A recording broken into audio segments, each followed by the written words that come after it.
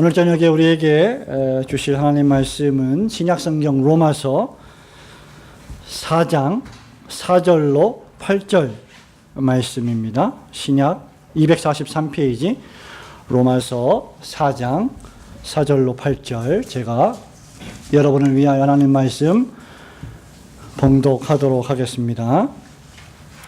일하는 자에게는 그 삭을 은혜로 여기지 아니하고 빛으로 여기거니와 일을 아니할지라도 경건치 아니한 자를 의롭다 하시는 이를 믿는 자에게는 그의 믿음을 의로 여기시나니, 일한 것이 없이 하나님께 의로 여기심을 받는 사람의 행복에 대하여 다윗의 말한 바 그 불법을 사하심을 받고 그 죄를 가리우심을 받는 자는 복이 있고, 주께서 그 죄를 인정치 아니하실 사람은 복이 있도다 함과 같으니라.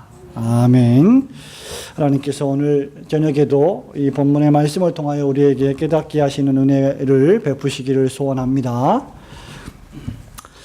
로이드 존스 박사는 여러분 잘 아시는, 제가 종종 인용하고 있는 그런 목사님이신데요. 이분은 산상설교라고 하는 본문의 설교, 마태복음 5장의 본문의 말씀의 설교를 통해서 그 설교 중에 자신이 이제까지 들은 말 가운데 가장 자기의 마음을 파고드는, 심중을 파고드는 심오한 진술이 있다고 했는데, 그것이 바로 다음과 같습니다. 로이드 존스 목사님이 이렇게 말합니다. 우리 많은 그리스도인들의 문제 가운데 하나는 우리가 주 예수 그리스도에 관해서 믿을 뿐 그분 자체를 믿지 않는 것이다. 이런 말을 했습니다. 지금부터 약 한 80여 년 전에 이런 말을 했는데요. 우리 많은 그리스도인들의 문제 가운데 하나는 그리스도에 대하여, 주 예수 그리스도에 관하여, 그러니까 그분에 관한 지식, 그분에 관한 정보에 대해서는 보고 듣고 믿는데 그분 자신에 대해서는 믿지 않는다라고 하는 것이죠. 참으로 날카롭고 통렬한 그런 말이 아닐 수 없습니다. 우리가 무엇에 관해서 믿는 것과 그 무엇 자체를 믿는 것은 어떤 의미에서 보면 대단한 차이가 있습니다. 쉽게 예를 들면 우리가 어떤 사람에 대해서, 여러분의 친구나 여러분의 가족이나 여러분이 알고 있는 어떤 사람에 대해서 알고 있는 것과 그 사람 자신을 믿는 것과는 대단한 차이가 있다는 겁니다. 그 사람에 대한 지식이나 정보, 일반적인 정보에 대해서는 우리가 듣고 익히 보고 알고 그걸 믿지만 그 사람 자체를 믿는 것과 그것은 차이가 있다는 말이죠. 우리가 오늘 믿음으로 말미암는 칭의, 믿음으로 말미암아 신자가 의롭게 된다라고 하는 주제를 다룰 텐데요. 여기서 말하는 믿음은 말씀드린 바와 같이 무엇에 관해서가 아니라 그 믿음이 받아들이는 대상, 그 자체를 가리키는 단어입니다. 우리가 믿음으로 말미암은 칭이라고 할 때 그 믿음은 그 믿음의 대상이신, 말하자면 그리스도 예수 자신을 가리키는 단어이다라는 말입니다. 우리가 읽은 로마서 4장 본문 5절 말씀에도 보시면 이런 말씀을 하죠. 바울이 하나님께서 믿는 자에게는 그의 믿음을 뭘로 여겼다고요? 의로 여기셨다고 했는데, 그 믿음을 의로 여기셨다고 할 때 그 믿음 역시 무엇에 관한 것이 아니라 그 무엇 자체를 가리키는 용어다라는 말을 지금 제가 하고 있는 것입니다. 여기에 강조점은 수단과 방편이라고 하는 믿음에 있지 않고 경건치 않은 죄인을 의롭다 하시는 이, 즉 여호와 하나님께 있다는 것입니다. 말하자면 예수 그리스도를 믿는 믿음은 저와 여러분의 의의가 아니라는 말이죠. 예수 그리스도를 받아들이게 하는 그 믿음이라고 하는 것은 예수님을 나의 것으로 받아들이게 하는 수단이요 방편입니다. 믿음은 의를 받아들이는, 즉 하나님께서 나를 의롭다고 칭해 주시는 통로입니다. 이미 우리는 믿음에 대해서 지난주에 아주 구체적으로 말씀 드렸고 또 공부했습니다. 우리를 의롭다고 칭해 주는 것은 오직 우리가 믿는 주 예수 그리스도의 의뿐입니다. 믿음이 나를 인격적으로 신분적으로 의롭게 만들어 주는 것이 아니라 믿음이라고 하는 수단과 방편을 통하여 받아들인 예수 그리스도의 의만이 나에게 의가 된다는 것이죠. 오늘 주어진 본문과 벨직 신앙고백서 여러분 가지고 계신 나누어드린 유인물 23장을 중심으로 믿음으로 말미암는 칭의에 대하여 살펴보면서 함께 은혜 나누기를 소원합니다.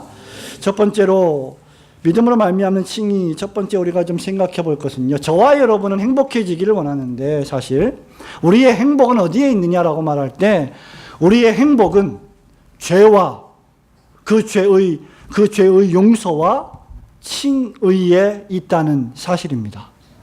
우리가 행복해지는 비결은 무엇이냐? 죄 용서와 칭의에 근본적으로 달려 있다는 거죠.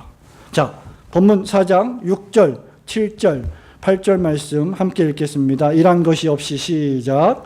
이란 것이 없이 하나님께 의로 여기심을 받는 사람의 행복에 대하여 다윗의 말한 바 그 불법을 사하심을 받고 그 죄를 가리우심을 받는 자는 복이 있고 주께서 그 죄를 인정치 아니하실 사람은 복이 있도다 함과 같으니라. 아멘. 여기 여러분 계속해서 바울이요, 행복 7절에도 복, 받는 복, 8절에도 복이 있다, 이렇게 복에 대해서 계속 이야기하고 있는 것에 유념하시기 바랍니다.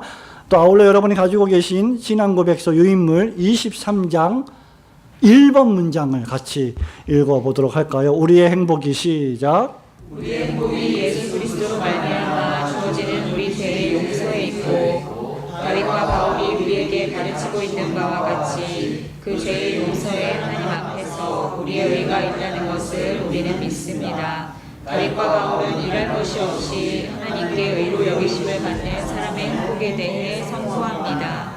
사도는 또한 우리가 그리스도 예수 안에 있는 구속으로 말미암아 하나님의 은혜로 값없이 의롭다 하심을 얻었다고 말합니다. 신앙고백서나 교리문답서나 16세기, 17세기 역사적인 신조의 세기에 만들어진 개신교의 신앙고백의 주요 내용들은 그저 목사들이, 신학자들이 독자적으로 만들어낸 것이 아니라 성경의 본문과 성경의 신학을 기초로 해서 기묘하게 믿어야 되고 따라야 될 내용들만 간추려서 만들어 놓은 것이죠. 그러니까 지금 바울이 행복에 대해서 말하고 있고 구약의 다윗도 행복에 대해서 말하고 있는데 벨직 신앙고백서, 프랑스 사람들을 위해서 만들어 놓은 이 벨기에 사람들을 위해서 만들어 놓은 이 벨직 신앙고백서에서도 행복에 대해서 말하고 있다는 거죠.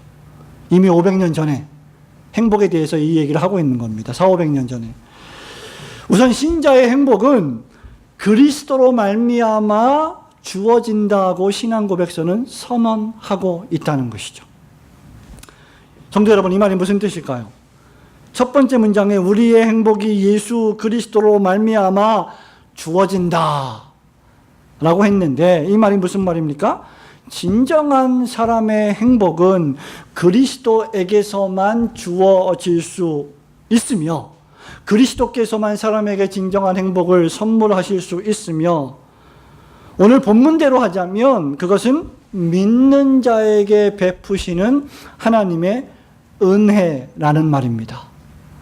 그러니까 저와 여러분이 하나님으로부터 행복을 받으려면, 복된 사람이 되기를 원한다면, 행복한 사람이 되기를 원한다면 하나님의 자비와 은총으로 말미암은 예수 그리스도의 복을 받아 누려야 한다는 것입니다. 신자의 진정한 행복은 저와 여러분이 무언가 열심히 일해서 얻는 것이 근본적으로 아니라는 것입니다. 그것은 세상의 법칙이죠. 많이 일하면 많이 벌고 적게 일하면 적게 버는 것 말입니다. 그래서 많이 일해서 많이 벌어서 돈이 많으면 행복해지려고 노력하는 것이 바로 사람이 아닙니까? 여러분 이렇게 말씀하실지 모르겠습니다. 성경에도 이런 말씀이 있지 않습니까? 내가 속히 올 텐데 각 사람의 일한 대로 상을 갚아주리라. 많이 심으면 많이 거두고 적게 심으면 적게 심는다. 이것도 역시 성경의 원리가 아닙니까? 이렇게 말씀할지 모릅니다. 예, 그렇습니다.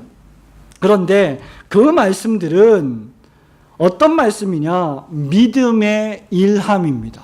믿음 없이 일하는 것이 아니라 이미 믿음을 가진 사람들이 하는 일이에요. 그것을 우리는 진정한 의미에서 선행이라고 말합니다.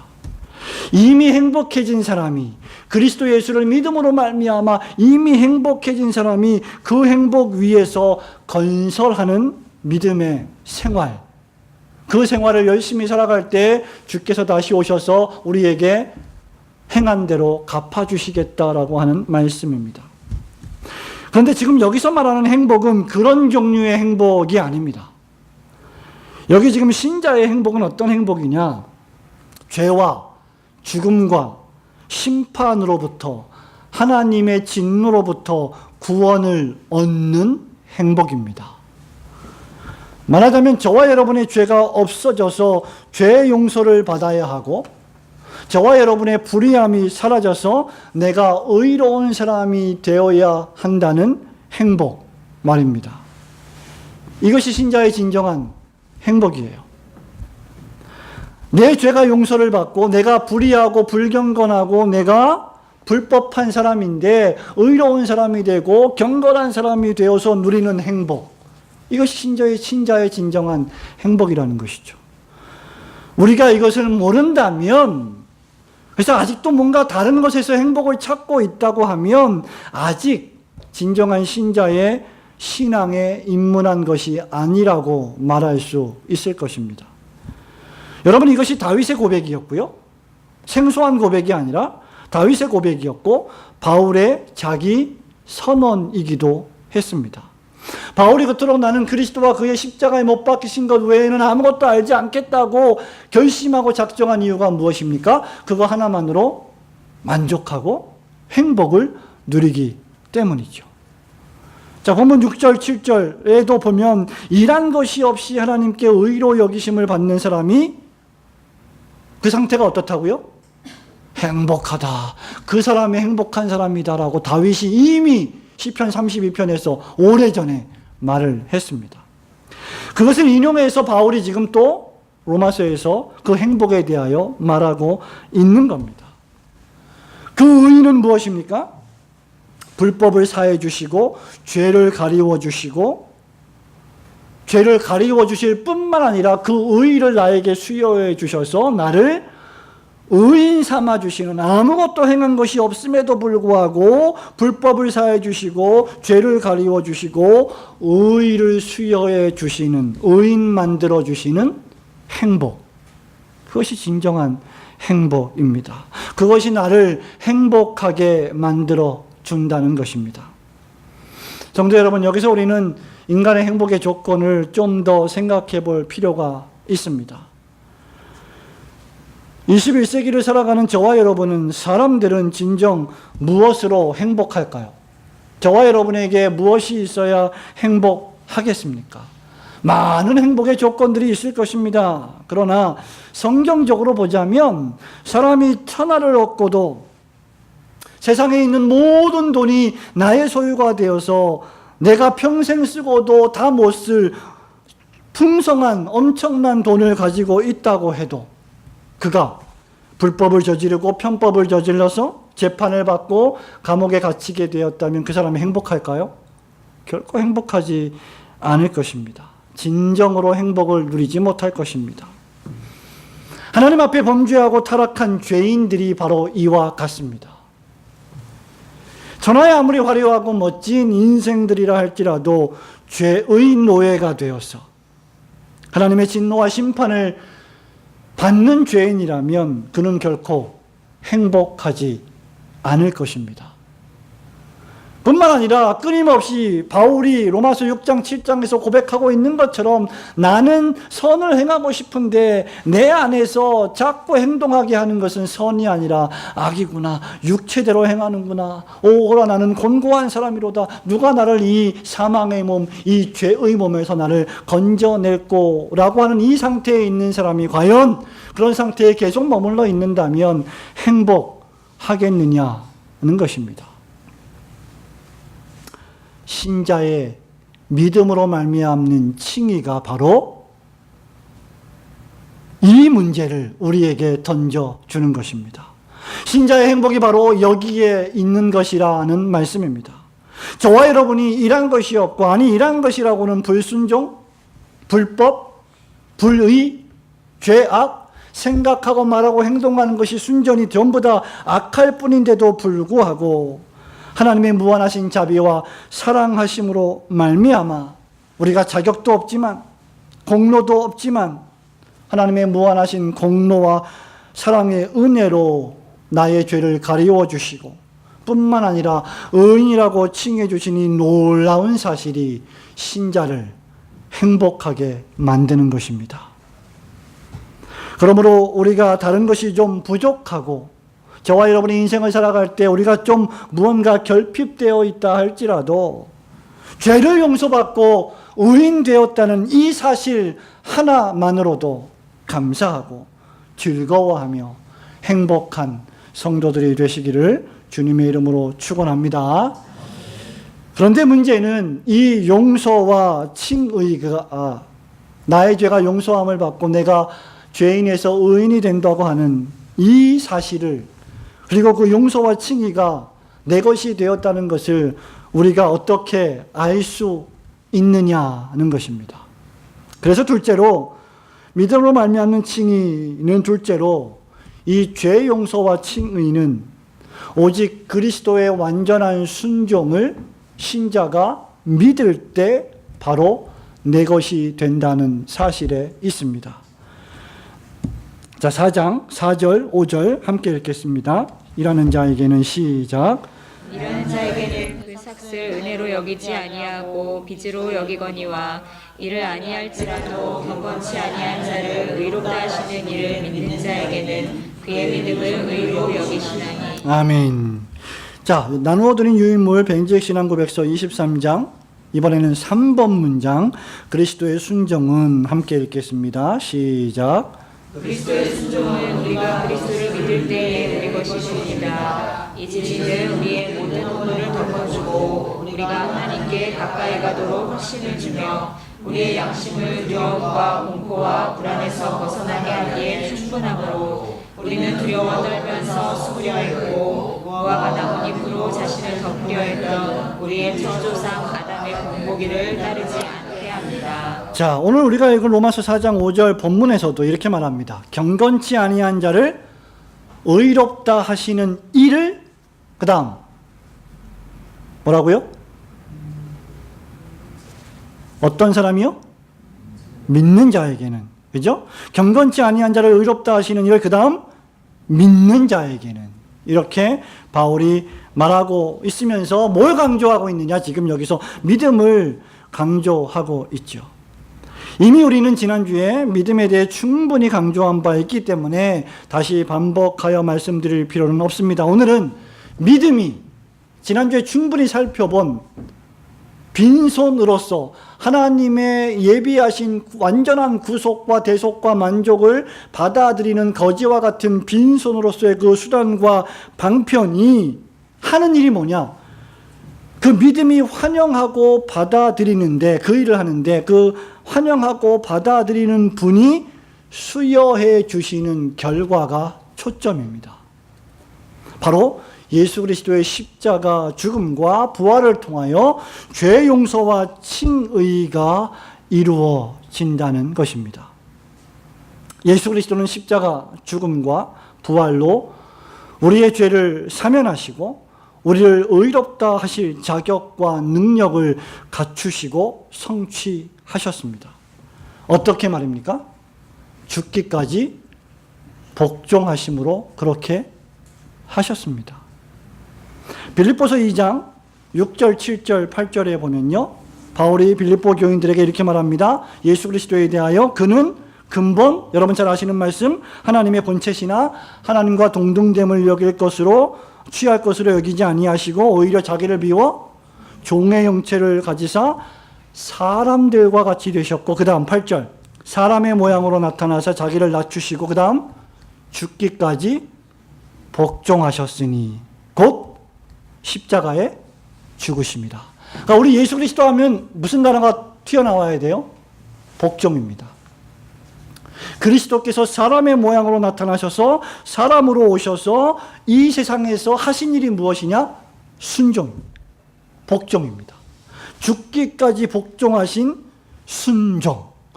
그러니까 저와 여러분이 죄를 용서 안 받는 것을 우리는 사면이라고 말하는데, 우리의 사면과 우리가 의인이 되는 칭의, 죄의 용서와 칭의의 선포의 근거가 무엇이냐? 그리스도의 완전한 순종에 있다는 겁니다.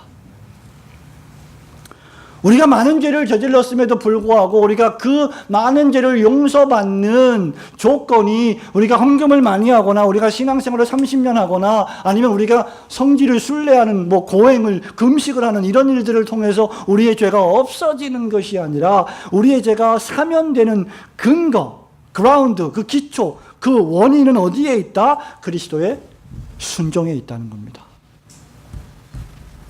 이것이 우리 교회가 끊임없이 강조하는 것인데 왜 이렇게 이것을 끊임없이 강조하느냐? 이것이 대단히 신앙생활에 우리의 구원에 중요한 요소이기 때문이죠. 우리가 그리스도를 믿을 때 성령의 역사하심을 통하여 하나님의 자비하심이 우리에게 임해서 성령의 역사하심으로 우리가 그리스도를 받아들일 때 죽기까지 복종하신 그리스도의 그 복종의 공로가, 그 은덕이, 그 모든 유익이 신자에게 믿음으로 어떻게 된다? 전가되어 우리의 것이 된다는 겁니다. 그것이 여러분의 심령 속에, 영혼 속에 신비한 방식으로 이미 이루어진 사건입니다. 그래서 바울은 로마서 4장 25절, 우리가 읽은 이 4장 제일 마지막 절에 보면 이렇게 말하죠. 예수는 우리가 범죄한 것 때문에 내어줌이 되고 또한 우리를 의롭다 하시기 위하여 다시 살아나셨느니라. 믿으시기를 축원합니다. 여러분, 이것이 바로 우리의 구원의 근거입니다. 우리가 죄인이 아니라 더 이상, 물론 우리가 아직 남아있는 연약한 죄가 있지만 그럼에도 불구하고 하나님이 우리를 더 이상 죄인으로 보지 않으시고 의인으로 여기시는 이유와 근거가 여기에 있다는 거예요. 만일 그렇지 않다면 도대체 공의로우신 하나님께서 어떻게 범죄한 죄인의 죄를 공의롭게, 정의롭게 누가 보더라도 만족할 만하게 용서해 주시고 동시에 어떻게 불의하고 불경한 저와 여러분을 공의롭게 의인이라고 칭해 주실 수 있겠습니까? 그리스도의 완전한 순종과 대속이 아니고서. 저와 여러분이 얼만큼 경건한 삶을 살아야, 저와 여러분이 얼만큼 거룩한 삶을 살아야, 저와 여러분이 얼만큼 신앙생활을 열심히 해야 그것이 공로가 되어서 내가 하나님 앞에 의인으로 설 수 있느냐는 것입니다. 1517년에 마틴 루터가 종교개혁을 일으켰을 때 그 전에 마틴 루터를 괴롭혔던 가장 중대한 문제가 무엇이었습니까? 바로 이것이었어요. 내가 진노하신 하나님 앞에 어떻게 의인으로 설 수 있을까? 절대 못 선다는 것이죠. 왜? 자기 속에는 죄로 가득하기 때문이고, 수없이 바티칸을 왔다 갔다 하면서 고행을 하고 성지 순례를 해도 자기 속에 있는 죄성을 없앨 수가 없었다는 것. 그거 하나 때문에 자기는 죽을 수밖에 없다는 공포심에 평생 휩싸였던 인물이 루터였습니다.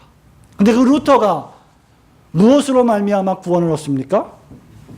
오직 믿음으로 말미암아 누구를 영접함으로 예수 그리스도의 완전한 순종과 대속을 자신의 것으로 받아들임으로, 즉 믿음으로 말미암는 칭의가 이루어짐으로 그는 해방을 받은 것입니다.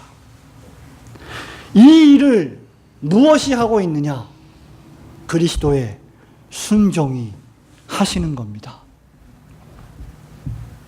그 결과 그리스도의 순종이 우리의 허물을 덮고 가리우고 우리로 하여금 아무 때나 시도 때도 없이 마음 놓고 하나님 앞에 가까이 나아갈 수 있는 양심을 수여하시는 겁니다.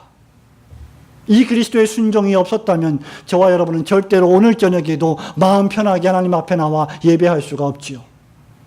우리는 찔리는 양심, 우리는 여전히 정죄받은 양심, 우리는 지옥불에 떨어지는 양심을 가지고 두려운 마음으로, 고통스러운 마음으로 하나님 앞에 나아가야 했을 것입니다. 그러나 더 이상 그렇게 나아가지 않아요.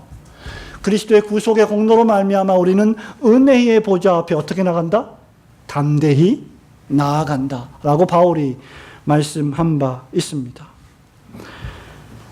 그래서 우리는 더 이상 두려워하는 양심으로 떨면서 하나님의 음성을 듣고 무서워하여 무화과 나무 뒤로 숨어버렸던 아담의 본보기를 따라가지 않는 거예요. 이제는 누가 시켜서가 아니라, 억지로가 아니라, 무서워서가 아니라 기쁨으로, 즐거움으로, 그리고 하나님을 아버지로 경외하는 마음으로, 사랑하는 마음으로 주님 앞에 나오고 봉사하고 섬기는 겁니다. 여러분, 이것을 누가 하십니까? 예수 그리스도께서 하십니다. 그렇기 때문에 죄 용서와 칭의는 오직 그리스도의 순종을 내가 믿을 때만 나의 것이 되는 것입니다. 우리의 죄 용서와 우리를 의롭다 하시기 위해 죽기까지 순종하신 그리스도 그분을 바라보면서 그분을 믿고 그분을 굳게 붙잡는 성도들이 되시기를 주님의 이름으로 축원합니다. 자, 그렇다면 이제 예수 그리스도의 순종을 믿음으로 말미암아 저와 여러분은 죄를 용서받고 의롭다 하심을 받은 즉 의인이 되었는데, 의인된 신자들인데, 이제 그러면 우리 하나님께서 예수님을 통하여 죄도 용서해 주시고, 우리가 과거에도 죄를 지었고 지금도 죄를 짓고 있고 앞으로도 또 범죄할 텐데 연약해서 남아있는 죄성 때문에, 육체 때문에, 그럼에도 불구하고 영원토록 너는 의인이다라고 선언해 주셨으니까 이 얼마나 놀라운 은혜입니까? 앞으로 범할 모든 죄도 다 그리스도의 십자가로 용서해 주신 거예요. 그러면 이제 묻겠습니다, 여러분. 죄를 용서받고 우리가 의인 되었는데 이제 어떻게 살 거예요? 어떻게 사시면 되겠습니까? 누구한테 한번 물어볼까요? 오늘 수요일은 좀 캐주얼하니까. 예? 우리 전사님한테 물어볼까요? 고개를 절레절레 흔들어요. 우리 학생이 2명인데 우리 주원이한테 물어봐야 되나? 하민이는 말도 안 했는데 벌써 이덕그덕. 자, 어떻게 살아야 되겠어요? 우리가 죄 용서받고 의인이 되었습니다. 어떻게 살면 되겠습니까? 예? 하나님의 영광을 위하여. 예.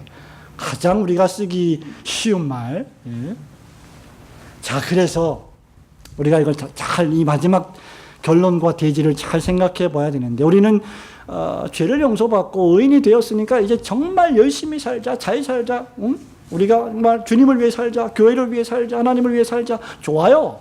예, 그렇게 노력을 하고 그렇게 다짐을 하는데, 놀랍게도 성경 전체는, 그리고 특별히 오늘 우리가 살펴볼 이 믿음으로 말미암은 칭의 부분의 벨직 신앙고백서는 그렇게 이야기하고 있지 않다는 거예요. 자, 믿음으로 의롭다 하심을 받은 신자는 더욱 그리스도의 순종을 의지해야 합니다. 이게 초점이에요.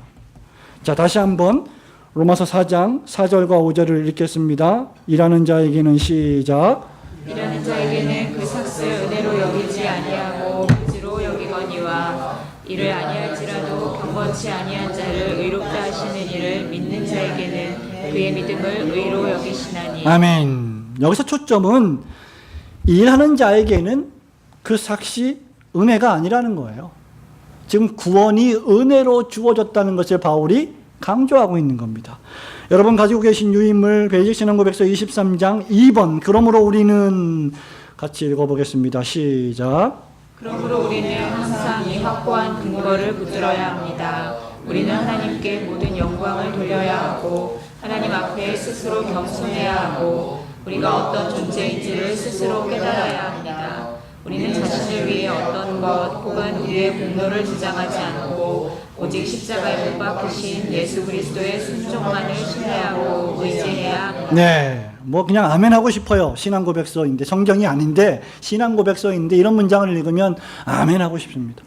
여러분, 우리 하나님께 모든 영광 돌려야 되고 겸손해야 되고 우리의 존재가 어떤 존재인지를 스스로 깨달아야 되고 자신을 위해서 자신의 공로를 주장하지 말고 그리스도의 순종만을 의지해야 되는데, 이 모든 것을 우리는 못해요. 여러분, 우리가 맨날 입에 달고 살죠. 하나님의 영광을 위하여. 그죠? 하나님 중심 달고 살죠. 교회 중심, 성경 중심. 근데 여러분, 하루, 일주일 삶을 돌아보십시오. 한 달 삶을 돌아보세요. 1년의 삶을 돌아보세요.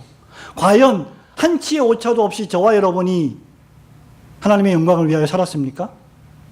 교회 중심, 성경 중심, 하나님 중심으로 살았습니까? 산 적도 있고 못 산 적도 있고, 잘한 적도 있고 실패한 적도 있고, 잘 되는 것 같고 또 잘 되지 않는 것 같기도 하는 그러한 시간들을 우리는 얼마나 많이 통과합니까? 은혜가 충만해서 모든 사람에게 사랑으로 막 나타나는데, 어떤 때는 내가 은혜가 안 되니까, 내가 메말라 있으니까 막 나도 모르게 사소한 일에 승질이 나고 화가 나고, 우리는 실패한다고요. 실패할 수밖에 없는 존재입니다, 우리들이. 그래서 이 모든 것을 가능하게 하는 것이 무엇이냐? 바로 이 벨제 신앙고백서 23장 2번의 첫 번째 문장. 그러므로 우리는 항상 뭐요? 이 확고한 근거를 붙들어야 한다는 겁니다. 놀랍게도 신앙고백서는 죄 용서를 받았고 의롭다 하심도 받았으니 이제는 최선을 다해서 열심히 착하게 살아라, 이렇게 말하지 않았어요. 너 이제 의인이 되었으니까, 구원받았으니까 선행을 많이 해라, 평생 동안. 율법을 지켜라, 도덕적으로 살아라, 소금의 삶, 빛의 삶을 살아내. 율법적, 도덕적, 계명적 명령을 끊임없이 던지고 있지 않습니다. 그런 일을 하는 사람들은 누구냐? 율법주의자들이에요. 바리새인들입니다. 서기관들입니다. 도리어 신앙고백서가 요구하는 이 한 가지는 무엇이냐? 우리에게 구원과 행위의 유일무이한 법칙으로서 오신 이 확고한 근거, 예수 그리스도의 순종을 항상 붙들어야 한다는 것입니다. 말하자면 우리의 구원의 근거이자 기초이자 근원이자 전부이신 그리스도 예수를 계속 믿고 계속 의지하라는 것입니다. 바울이 4절 5절에서 우리가 읽었죠? 일하는 자에게는 그 삭슬 은혜로 여기지 않고 빚으로 여기거니와 일을 아니할지라도 경건치 아니한 자를 의롭다 하시는 이를 믿는 자에게는 그 믿음을 의로 여기신다고 했습니다. 이 말씀은 저와 여러분에게 신앙적인 일을 하지 말라는 말이 아니죠. 열심히 성화를, 거룩한 삶을 살려고 추구하라, 노력하라, 그거 하지 말라는 게 아니죠. 교회 봉사 하지 말라는 거 아니죠. 열심히 일하라는 말입니다. 이 말은 일하지 말라는 것이 아니라 우리가 하고 있는 모든 신앙의 생활이 우리의 구원의 공로로, 또는 우리가 받은 구원의 나의 힘의 자랑으로, 근거로 여기지 말라는 것입니다. 감사와 은혜의 표식으로 여겨야지, 내가 주를 위해서 수고하는 모든 일들을 마치 내가 구원받을 수 있는 자격을 갖추는 근거로 제시하고 오용해서는 안 된다는 것입니다. 우리가 하나님으로부터 이 세상에 태어날 때 욥의 고백처럼 어떻게 태어났습니까? 적신으로 아무것도 가지고 온 것이 없이 태어났습니다. 우리가 하나님 앞에 갈 때도 아무것도 가지고 가지 않고 우리는 죽습니다. 하나님 앞으로 돌아갑니다. 우리가 하나님 앞에 내세울 게 무엇이 있겠습니까? 하나도 없습니다. 구원은 일함으로 얻는 것이 아니라, 로마서 표현대로 하자면 율법의 행위로 의롭다함을 받는 것이 아니라 오직 믿음으로 얻는 것이요, 믿음으로 의롭다함을 받는 것입니다. 그러므로 신자는 은혜로 시작했다가 육체로 맞춰서는 안 됩니다. 우리는 최선을 다해서 계명을 지켜야 되고 율법을 도덕적으로 윤리적으로 지키고 수행해야 마땅하지만, 그것이 우리의 구원, 즉 죄 용서와 우리가 의롭다함을 받는 칭의의 근거나 공로로 둔갑시켜서는 안 된다는 말씀입니다. 목사님, 우리는 그렇게 안 살잖아요. 그렇게 안 살죠, 우리가. 근데 순간순간 나도 모르게 나의 신앙생활이, 나의 봉사가, 나의 교회 생활이, 나의 세상에서의 삶이 그렇게 공로로, 자랑으로 나도 모르게 여겨질 때가 우리는 있고, 그런 실수를 종종 저지를 가능성이 우리에게 있기 때문에 우리는 그때마다 끊임없이 그리스도에게로 돌아가야 되는 것입니다. 우리는 최선을 다해서 하나님 나라를 위하여 살고 지역교회를 위해 헌신하고 봉사해야 하지만 그것을 하나님 앞에 일한 것으로 자랑해서는 안 될 것입니다.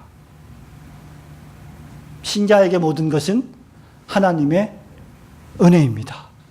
여러분이 헌금할 능력이 생겼습니까? 하나님의 은혜입니다. 하나님의 은혜에 감사함으로 헌금하는 것이죠. 신자에게 모든 것이 하나님의 은혜라고 하는 이 말은, 그래서 베드로전서 4장 11절의 말씀처럼 내가 하는 것이 아니라, 실제 하긴 내가 하지만 하나님께서 하시는 것처럼 하는 것으로 우리는 여겨야 된다라고 베드로가 말했어요. 말하려거든, 무슨 말입니까? 설교하려거든, 가르치려거든, 이런 좋은 사역을 하는 사람들, 그런 사람들은 자기의 지식으로, 자기의 능력으로, 자기가 지혜에 있어서 하는 것이 아니라 하나님의 말씀을 하는 것 같이 하고, 그렇죠? 하나님께서 수단을 통하여 말씀하시는 것처럼 하고, 그 말이죠. 또 누가 봉사하려면 어떻게 해요? 하나님이 공급해 주시는 힘으로 하는 것 같이 하라. 그러니까 내 능력인 것처럼, 내가 이렇게 많이 크게 힘써서 이 정도 한 것처럼 이러지 말라는 거죠. 만일 이렇게 되면 나중에 무슨 일이 벌어지냐면, 조금만 나를 시험 들게 하고 조금만 나를 기분 나쁘게 하면 어떤 일이 벌어지냐면, 내가 하나님 앞에 이렇게 했는데 네가 뭔데, 이렇게 나오게 될 가능성이 크다는 것입니다. 우리는 그런 사람들을 역사상에서 너무나 많이 보고 오고 있습니다. 그러므로 우리가 이렇게 하는 이유는 무엇입니까? 범사에 예수 그리스도로 말미암아 하나님이, 오직 하나님만이 뭘 받으신다? 영광을 받으시게 하려 함이라. 그리고 나서 우리는 할 수만 있으면 다시 이 확고한 근거로 돌아가야 됩니다. 왜냐하면 우리는 실패할 가능성이 많고요. 저와 여러분이 신앙생활 하면서 실패할 가능성이 많고요. 왜 우리가 예수께 자꾸 돌아가야 되느냐? 실패할 가능성이 많고, 또 과거의 삶을 돌아보십시오. 여러분 실패했어요, 안 하셨어요? 실패했습니다. 지금도 실패하고 있는 거 있어요, 없어요? 생각으로, 말로, 행동으로 우리가 얼마나 실패합니까? 실패하고 있어요. 또 앞으로도 실패할 것입니다. 그런데 그리스도의 순종은 실패하시는 법이 없습니다. 왜? 그 순종은 우리의 죄를 완전히 용서하시고 우리를 완전히 의롭다 해 주시는 완전한 순종이기 때문입니다. 그리스도께서 친히 먼저 하나님 아버지 앞에서 율법과 계명과 구원과 행위에 필요한 모든 것에 순종하셨기 때문입니다. 그래서 우리는 이제 기쁘게, 자유롭게, 능동적으로 순종할 수 있게 된 것입니다. 구원을 얻으려고 순종하는 것이 아니라 이미 완벽하게 순종을 다 해 놓으셨기 때문에 우리는 아주 그 하이웨이, 그 고속도로, 그 순종의 고속도로 위에서 마음껏 순종하며 달려갈 수 있다는 것이죠.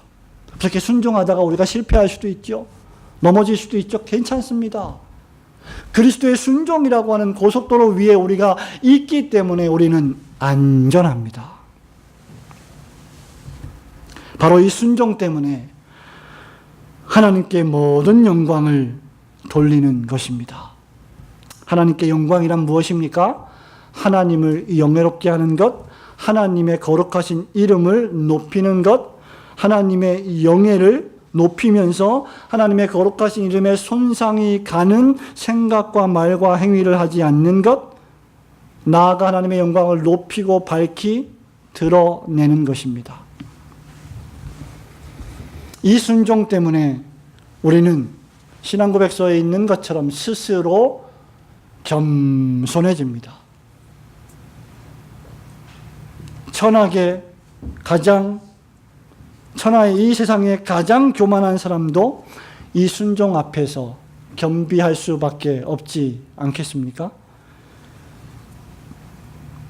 그것은 바로 우리가 어떤 존재인지를 깨닫는 자기 인식으로부터 출발하고 그 결과 그리스도를 붙잡기 때문입니다. 아, 내가 이 정도밖에 안 되는 인생이구나. 내가 좀 거룩한 줄 알았는데, 내가 좀 능력이 있는 줄 알았는데, 내가 좀 뭔가 할 수 있을 줄 알았는데, 야, 이거 하나에 무너지다니 내가 이 정도밖에 안 되는구나 라는 걸 인식하면서 그리스도 앞에 나아가서 그리스도를 붙잡게 만드는 수단과 방편으로 우리는 그것을 사용할 줄 알아야 합니다. 자신의 처절한 무능력을 발견하고 자신에게 어떤 선함과 능력도 없음을 깨달은 자는 자기의 공로를 주장하지 않고 오직 십자가에 못 박히신 그리스도의 순종만을 의지하고 신뢰하게 될 것입니다. 여러분들도 믿음으로 의롭다 하심을 받은 신자로서 오직 그리스도의 순종만을 의지하고 신뢰하시는 성도들이 되시기를 주님의 이름으로 축원합니다. 성도 여러분, 말씀을 맺습니다. 그리스도의 순종을 우리가 믿음으로 받아들일 때 그리스도의 순종은 우리에게 큰 확신과 위로를 제공합니다. 이것은 삶과 죽음을 지탱해주는 확신과 위로입니다. 우리가 살아가게 힘을 주고 우리가 죽을 때도 우리의 죽음을 지탱해주고 소망을 갖고 죽게 만들어주는 원동력이 무엇이냐? 바로 그리스도의 순종이 주는 확신이라는 것이죠. 20세기 초반에 미국의 1930년대 중반입니다. 미국의 유명한 개혁주의 신학교였던 웨스트민스터 신학교의 학장을 역임했던 존 그레이엄 메이첸이라고 하는 목사님이 계십니다. 그 목사님이 병들어서 세상을 떠나기 바로 직전에 자신의 동료 교수인 존 머레이에게 보내는 전보에서 이렇게 말한 바가 있습니다. 나는 그리스도의 능동적 순종에 너무나 감사합니다. 그것이 없었다면 내게는 아무런 소망이 없었을 것입니다. 성도 여러분, 여러분이 이룩한 그 모든 것이 세상을 떠날 때 죽음 앞에 무슨 유익이 있겠습니까? 그리스도의 완전한 순종과 공로 외에 우리가 오늘도 하나님 아버지 앞에 내세울 공로가 무엇이겠습니까? 그러므로 우리가 살아도 주를 위하여 살고 죽어도 주를 위하여 죽는 우리들이 사나 죽으나 오직 믿음으로 그리스도의 순종을 더욱 의지해서 순종하시는 성도들이 되시기를 주님의 이름으로 축원합니다. 아멘.